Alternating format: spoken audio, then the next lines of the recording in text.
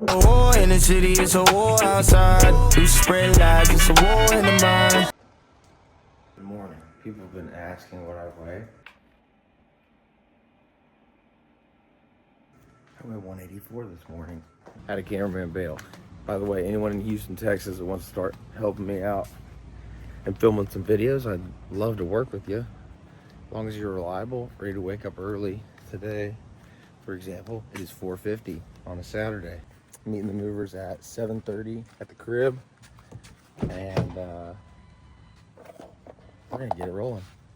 So, these are clean. These are clean. Don't judge me. I know it's gross. I'm very excited to move into this home. Been talking about it for months. It's finally happening. The reason I'm going straight to my car out of the bed is because everyone's asleep in the other rooms, and my closet that I use is in one of the girls' rooms. And so I just wear my running shorts the night before and forgot to grab socks. So this is what I'm running in. And guess what? This is really new, cool pair of shorts. Have you seen them? Yeah. I'm just gonna save y'all from having to look at my bed head here. That's better. That's much better. This is the morning routine. And I'm just not gonna press stop this morning. This is how we roll. Protect.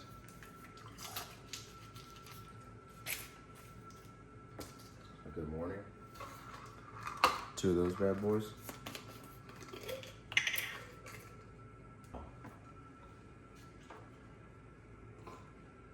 And then for the run, I need 2 to 3 more. So I got those. And then we run over here. And we get something else that's really necessary. Gels. Maybe this will be cool. Just like a raw, non-edited. I left my water. Okay. Non-edited video of just following me around for my Saturday long run routine. It's about 4:50 in the morning, and this is how I get ready. I'm at the very front of the house, so I don't wake anyone up.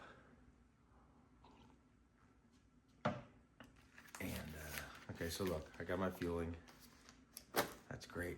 I'll just literally sit here quietly. Got the book laid out. And actually, rather than reading to y'all today, I'm just gonna speak off the dome from what I read yesterday. I made a YouTube, or a Spotify podcast. Good morning, Lenny. This is Lenny's choice. Even though she was kind of crazy last night, going for food, she's still a good dog. Kind of had a rough day yesterday. It's all right. Just eat too many people's food. She's getting a little big. We need duck season to come back. We've been reading through the book of Ephesians, and by the way, I haven't talked about this at all. I met Tony Robbins this week. Tony Robbins, and I talk about it on the Spotify a little bit. That was a crazy experience. Shout out to Tony for setting that up. Gave him a hat, actually. I don't even know if he's ever going to use it. But I just gave it to him. I was like, you have to see this. Because the phrase stacking days applies so much to what Tony Robbins talks about. And he'd just been with the Cavaliers, the Cleveland Cavaliers, the basketball team that day. Maybe he's with them for a few days, I don't know. And we talked about how people stack negative things. They stack negative traits, a negative mindset, and they start getting stacked and overwhelmed, and they go into a slump. And when he sees guys that are in a slump or having a bad season or something, he calls them stacked. And that was just like the first 30 seconds of our talk. Like we covered so much in the time. We were flowing. It was like Tony Robbins and I were buddies. And he probably makes everyone feel like that, but we really did. He didn't want to stop talking. At least he made me feel that way, and it seemed that way. It was apparent. His agent or whatever started turning the music up in the room really loud and cutting us off, and he was, I don't know. All that aside, if you want to hear more about that, it is on the Spotify little podcast. I just sit there and riff for 15 minutes and talk about what's on my mind. That day I was in the office. That was yesterday. But we're going through the book of Ephesians, and yesterday, my buddy Max's wife had a great take on predestination. I'm not going to bore you with this, but just think about this. Everyone wants to argue predestination. It's kind of like one of those things to me that it almost doesn't even feel worth arguing, because there's certain mysteries of the faith, certain mysteries of our Creator and what He does and how this is all aligned. And I just kind of like ignorance is bliss, I guess. I don't know. I just don't really like to entertain it as much and spin my wheels too much trying to figure it out, because even if we did figure it out, what does that bring us? Not a whole lot. I mean, I don't, there's certain things that I'm okay with not knowing, I guess is what I'm saying, and trusting God with. And that would be one of them. But she had a great one, and it is on the take of predestination. The trip is booked. You have to just decide whether or not you are going. So the trip is booked. It's planned. It's booked. Your ticket's punched. You just got to decide if you're boarding that plane or not. Which is just like a great way to look at predestination. Like, okay, yeah, the trip is there. You personally, while we're in the world, get to decide if you're going to go with it or not. I hope I nailed that. I hope I knew what it is. And I was like, cool. Let's go with me. Let's just go with that. For anytime the predestination talk comes up, if you want to talk to me about it, I'm going to say that, because that's a great line. And then secondly, I've actually been talking about this since Easter, or even kind of going up to Easter, and it's the idea of the thief on the cross. And there's a funny like little sermon this guy with an accent is talking, and he's like, when I get to heaven, the first person I want to talk to is the thief on the cross, and say, how'd you get here? Like, how'd you get in? And and people ask, saying, you were in a Bible study, you were reading the Word, you didn't really have a relationship all your life, 99.99% of your life. You did not, until you grew up on that cross, helpless, and realized that was Jesus. You didn't know. Like, how'd you get to heaven? And asking them all these questions. What do you think about predestination? What's your take on this? Blah, blah, blah. Think about this guy, the thief. He didn't have any of that figured out. But we figured out one thing, and it's he knew Jesus as the Son of God. And he said, Lord, remember me when you come to your kingdom. What a wild situation that like we couldn't even draw up as humans. And I'll plug the meme in, actually the video into this YouTube video where the guy's talking in the sermon, and it's just so great. And I guess the line that he finishes with is like, it's because that guy said I could come. Jesus said I could come. Like, amazing that the thief on the cross could make it, and it just tells me, it boils down to one thing, and it's love. It's love for God. It's where your heart is. Are you out there doing works and acts of faith and saying you believe and very proud of that for you? Or are you serving others? And are you just loving God and your Creator and just walking around with an attitude of gratitude? And what it actually requires is completely free. You can have the house we're about to move in. You can have the car. You can have all this great material stuff, and it doesn't even matter. And we know that, right? But like, we have to constantly be reminded of this stuff. We have all this great stuff at our disposal, and none of it matters. In Ephesians, it talks about you were once an alien. Therefore, remember that you once Gentiles in the flesh, who were called uncircumcision by what is called circumcision, made by the flesh of hands, that at that time you were without Christ, being aliens from the commonwealth of Israel and strangers from the covenants of promise, having no hope without God.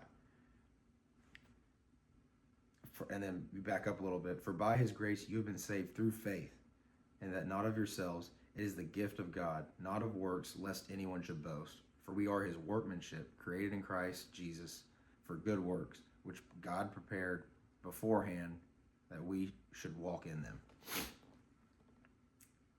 We say being saved by grace through faith very casually, but like, think about how that is such a gift. You are saved by grace through faith. I'm going to back up. The homeless guy on the street, there's a song by Riley Green that Max was telling us about at Bible study. He's holding a sign that says Jesus saves, because that's the simplest thing to write. He can't tell his whole story on a board. It'll take too long for you to read. But even that guy on the street, okay, his relationship with Christ could be far better than 99% of the cars that pass him. It's amazing. It's amazing, this gift to have a relationship with our Creator. And you have no idea. You have no right to judge mine. I have no right to judge yours. It's an existing relationship that you possess, and you better make it worthwhile. Like, you want to have that relationship. Now, going back to you're saved by grace through faith, think about this. Another really cool one I heard from David Guzik. He says, grace is the water hose, but faith is the water. That's a line right there. So grace is your water hose. It gets the water to you. You can't eat the water hose. You don't drink the water hose, okay? Grace is the vehicle, the vessel that gets the water to you, but you can consume the faith. You grow in the faith. The faith is the water. Great line I heard from David Guzik. So I'm not going to take responsibility for that metaphor there, but yeah, or an analogy. I always mix those words up, let's be honest. Yeah, pretty cool what God's teaching me right now and going through my life. I hope that resonates with y'all. And that's my scripture talk to the camera this morning. I'm gonna move this thing. Right now I'm eating a coconut date. I just saw that camera angle. I know it was a little far away. Whatever, I forgot I was on 0.5, filming myself. 2 coconut dates. The workout this morning is crazy. We've got a 10-minute warm-up followed by 20 rounds of work. We're running 200 meter pickups at like a 5:30 to, I think it was like 5:40 to 6:15 pace. And then a 4-minute float. We were doing that for 20 rounds. That's gonna be, I think the math on that is gonna make it about an hour and 40 minutes of running. That's including a 6-minute cool down. Now, I'm gonna be shooting straight here. I will spend 5 minutes warming up and maybe a minute or 2 cooling down today, most likely, because the main set's what's important to me. And I got up a little late.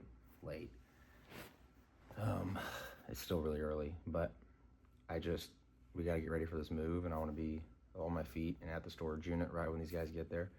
But yeah, that's a lot of work. It's gonna be a long run. The running phase is serious. This is the year of running and getting faster with my feet. And it's like, got some really cool things coming up that I want to share in a better video than this. I feel like this one's already gone long and I don't want to bore y'all. So some really cool goals. I'll sit down and knock them out, but we are breaking another world record in the next 12 months.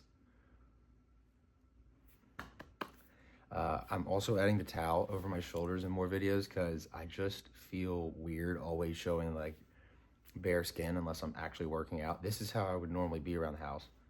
There's no shirt on, but I'm gonna try and put a towel on more often because I go back and I'm like, God, I'm never wearing a shirt in any of these videos. So it's becoming weird to me. It's definitely becoming weird to y'all. But yeah, I'll knock out probably for this week will be 120 miles on the bike, and then probably 40, maybe it's like 30 to 35 on foot, depending on what we get in today. I think today will be 13 or 14, so that'll get me like right at 35, I think. I'm focusing on pretty hard running sessions right now, like working on that speed, that higher end speed, and then the rest of my volume is gonna be on a Zwift trainer, where I'm just kind of like cycling the feet, 80, 90 RPMs, and getting the volume in on the bike side. Maybe there's a lot of triathletes or people out there that wouldn't recommend it. For what I'm doing, I think that's the best. We think that's the best plan, Alex and I, Coach Beata, and that's what we're gonna do. And I'm also gonna stay strong, do some CrossFit stuff through this next training. This training block's gonna be a while. Be doing a lot of it. So I might even just prop the phone up at some point in this new garage gym in the coming weeks and just film a 45, 50-minute strength session uncut like this, where I'm just talking the whole time. I'll have a mic and just talk to y'all about everything I'm thinking about and as I'm going through the sets, because people always want to know the workout. They want to know if I have a workout plan. I'm getting it together. It's just life is taking over right now. So yeah, I'm gonna stretch real quick, warm up, and then we're gonna hit the road. And I'm gonna throw all this fuel in the mailbox. And I'm gonna do like 2-mile loops just through the house. I might bop in here real quick and grab some water, but but that's just how I do it these mornings. I want to be close to home. Realistically, like if the girls wake up, I can stop the session. We're moving today. We're moving all that stuff in today. So control the controllables. Having a controlled training environment for me has been the only way I've stayed in shape. When I start to fantasize about, oh, I really want to go out to the hill country or something, or like 45 minutes away and ride my bike, I do. I still want to do that. But realistically, family, work, all that stuff, it's just not, it's not practical. It's not practical. So I'm just accepting the fact that probably 80% of my working out from this point forward for the rest of my life will be on these streets. If things go according to this idea of us living in this house for the rest of our lives. So, and I'm cool with that. I'm cool with that. Once you accept it, it's like Zuckerberg or the guy who ran Apple, which you can tell it's too early because I can't think of his name. Dear Lord, I really can't think of it. I see his face and I know his name, but I can't think of it. When they decide to wear a black shirt and jeans every day, like what a simple recipe. Like you go in the closet, you're like, this one. And I'm actually gonna start doing that with my wardrobe, this closet we're moving into. I said I'm gonna go 30 days. Everything I wear for those 30 days, I'm gonna keep. Other than that, we're giving everything away. So if you live in Houston and you want some clothes from me, hit me up, throw something in the comments. I'm gonna figure out a way to get this to y'all because I have too many clothes and I'd love to give away all that stuff. And simplify the decision making when I walk into the closet. Simplify the training route when I decide I want to go on a 2-hour or hour 45 run. Get where I'm going with this? And I kind of eat the same things too. I hydrate, eat the same thing, protect every freaking time. Every day I have one of these, maybe 3. But I don't have to think about, Element or all these other things. Like this is the one I trust, and that's fine. That's fine. Other people might say, trust no one. Don't get caught up in all the frou-frou. Just do you, boo-boo.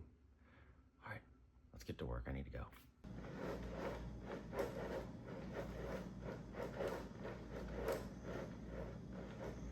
Abs feel really tight today.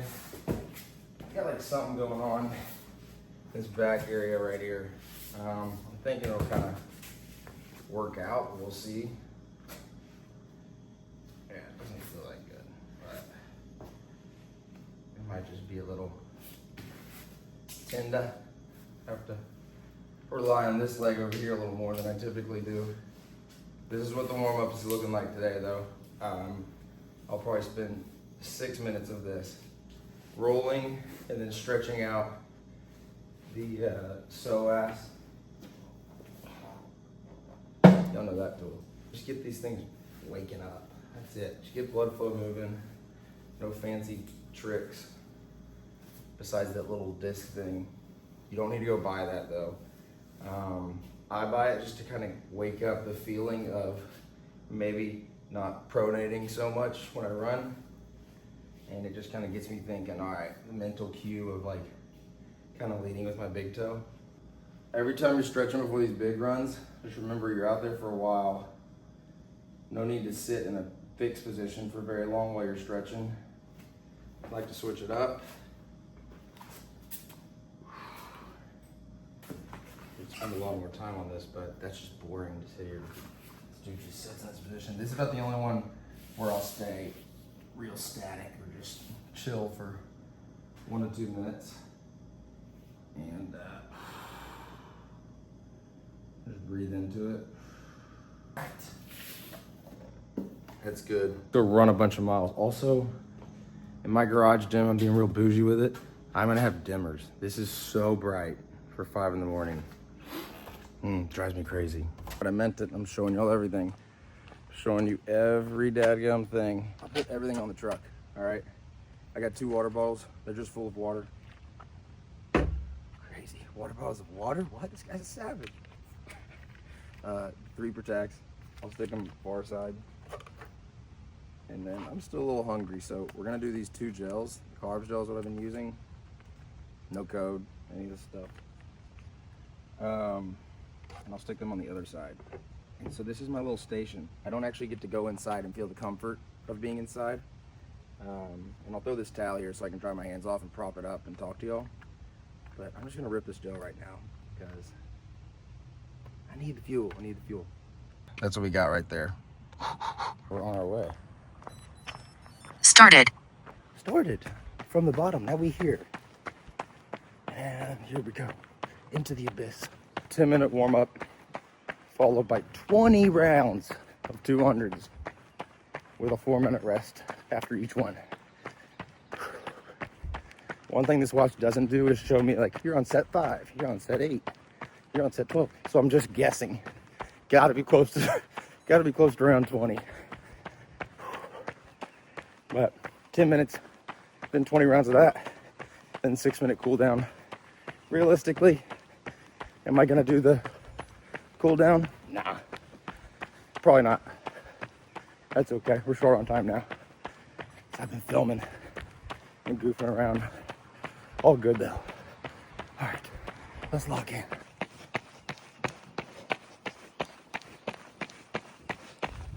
Everything in the world. Not a soul out here. Just your boy running on the yellow line.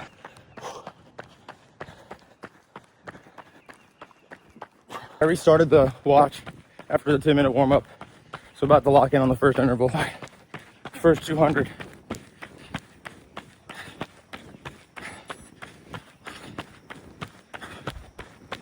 That's 10 down. All my intervals, I'm moving at like a 5:30 pace for 200. And then the jogs are like 8-minute pace. So feel good. I'm gonna come over here, hit the nutrition, some water, about a 1-minute built-in pause on the watch, and then get right back out there and do 10 more, which is one more loop of what I just did, honestly, perfectly. Ooh. But honestly, feel pretty good. Has to do a lot with fueling. Had a lot of carbs last night and this morning. Staying on top of it makes you feel full, muscles fueled, ready to pounce. Let's go. All right. One of sodium. I'm gonna put this in my pocket. Practice eating it while I'm on the run. Actually, 50 grams. I feel cramps coming, so I'm gonna throw another one in. So, I got 10 seconds. Oh, my socks are gonna be soaked. All right. Let's go. It's amazing, which is a minute, or honestly, it was about a minute, 15 seconds can do for you. I just hate carrying this phone, but I'm doing it for y'all.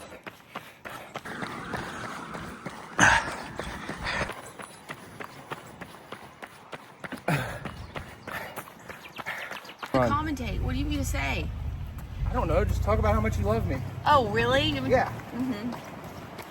Tekla is probably the least directionally challenged person ever, but when it comes to filming me for a run, it's always challenging because she doesn't know where I'm going, and I expect her to read my mind. I was trying to be nice because a cameraman canceled, and I said, okay, I'll get up with a 6-month-old and say, let me just feed her real fast. My mother-in-law, who's an angel, is taking care of my other 2 kids. I don't know if that camera's going to hear you.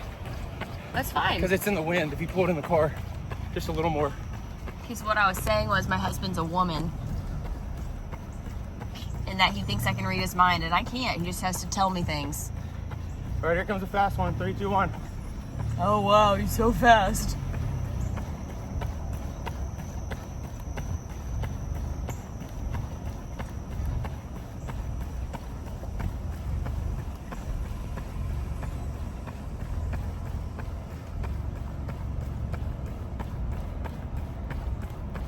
There's a car. So how are you feeling? Tired. Is that watch annoying? It beeps all the time.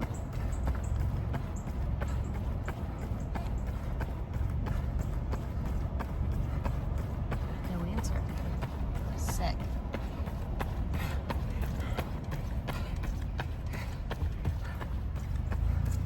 All right. That's what 200 looks like. should let this from car not selfie mode. pass. So we'll go left and head home. Okay. What do you want me to do? This is when I get stressed. You can film through the windshield. I'll run in front of the car. But there's cars coming behind me. Oh my goodness. See, like, what does he expect me to do? He wants me to take up the whole road? People are driving. Oh man, we just made her really happy. I'll follow him this way. I don't know where. Is he going straight? Oh no, he's gonna keep going. So I'm just gonna sit here. I like to follow the rules, and Kyle does not follow the rules, and it's extremely stressful when you're trying to record him. I actually hate this. Am I still recording? Okay. There he is, people. Oh, guess what? There's a car still behind me. Please don't tell me she's turning. Where is he going? Oh, thank goodness. Any other wives out there do this? Also, it's my birthday this weekend, and this is what I'm doing.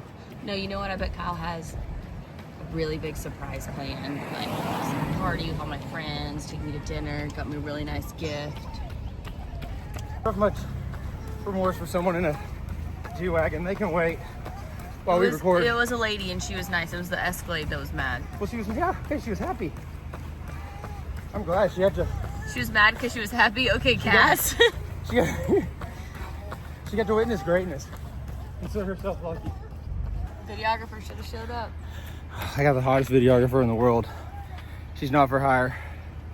She comes with a little bit of collateral in the sense of children, and she's directionally challenged. Did you see that funny Instagram? We're trying to figure out where I'm going on my run, but other than that, I love her dearly. It was that guy that was like, "Is your wife a little mean? You need a mean wife." And I was laughing. I sent it to you. Oh yeah. You probably didn't watch it. Yeah, he was talking about you. Yeah, it made me laugh. I was What like, do I you- am mean. What's your take on my running?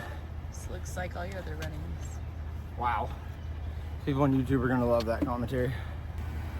That's my take. Ouch. Are you impressed by my running? Was this Yes. how I used to run a year ago? Really? Teco doesn't want to be filming me on a run, let's be honest. You stack days? I think moms are the most day stackers. Fact. I would never disagree with that. So I think this whole stacking days. Hey, what's that thing- bruise on your eye? I got hit with a phone by a 1.5-year-old, and then if you look at my other black guy, her 2-year-old hit me with her head. Your skin looks amazing. How do you keep your skin so fresh? Stress. I'll get some mint chocolate chip frappuccino with extra whip. Never in my life. That's a wrap, though. 141 was the total time duration. Conquered 75 grams of carbs in an hour 40. Honestly, in hindsight, that's not nearly enough. Are we for real going? Let's go. You were also asking me all these questions about my run. Yeah. Start from the top. Sure. How was your run? It was so good. It was an hour and 40 minutes of pure bliss. This is Kyle's old high school. Don't show them. I was bullied there. 20 by 200 meters, your favorite workout. You were always talking about how much you love that workout. Yeah, I love that. So I did it today. 20020. Yes, that's me, you know. And ran the 200s at about a 5:30 like I planned. And then the flow was like at 8 minutes, which should amount to like a 7:30 pace. I don't know if I'm nailing that right. But now I get to jump in the car with you girls and go pick up coffee and donuts for the family. I only got 2 donuts. You think that's okay? For me. A glazed and your mom will want one. Forgot. I'll just add one when I go to the window. Okay. Gosh. Focus. Yeah. 7:30 pace total. Feel really good. I slammed that pizza last night. I ate probably 400 calories a day, probably like, I don't know, 50 grams of carbs, something like that in the morning. And then 75 throughout the run. And didn't really have that much water. Had like 500 milligrams of sodium. You can do anything if you put your mind to it. That's what you learn from that. But you've been learning that from me your whole life, right? Yep. So, yeah. That's a wrap on the morning run. Entertaining as that was. Now we get breakfast. Kyle's, oh, wait. This is the car that was behind you when I was running. Stop. I'm so embarrassed. Let's see what she looks like. Wait, that's her. In the That's Ritz. her? Wait, shh, my window's down. Says good. Kiki's. I'm gonna go stand in front of her car, God, assert my dominance. Stop it. She's got a fat dog too. Makes so much sense. Sweet. Or your mom, not your dad.